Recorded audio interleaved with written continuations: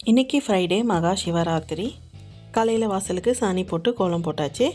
குக்கரில் சாதம் வைக்கக்குள்ளேயே மேலே காராமணி பயிறு வச்சுட்டு முருங்கைக்காய் பொரியலில் சேர்த்தாச்சு. மோர் குழம்பு ரசம் வந்து வச்சாச்சு. லஞ்ச் பாக்ஸ் வந்து பேக் பண்ணி வச்சாச்சு. பிரேக்ஃபாஸ்ட்டுக்கு வெண்பொங்கலும் தேங்காய் சட்னியும். இதெல்லாம் முடிக்கிறதுக்கு டைம் வந்து 7:50 ஆயிடுச்சு.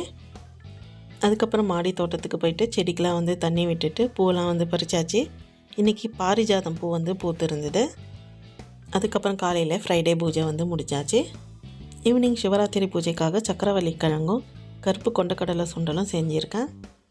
சிவனுக்கு அபிஷேகம் பண்ணுறதுக்காக பால், தேன், தயிர், பன்னீர், சந்தனம், விபூதி, இளநீர் எடுத்து வச்சுருக்கேன்.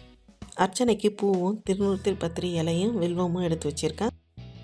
6 மணி ஆனதும் விளக்கெல்லாம் ஏற்றிட்டு சாம்பிராணி புகையெல்லாம் போட்டுட்டு சிவனுக்கு அபிஷேகம்லாம் பண்ணிவிட்டு அர்ச்சனை பண்ணிவிட்டு பூஜை பண்ணியாச்சு.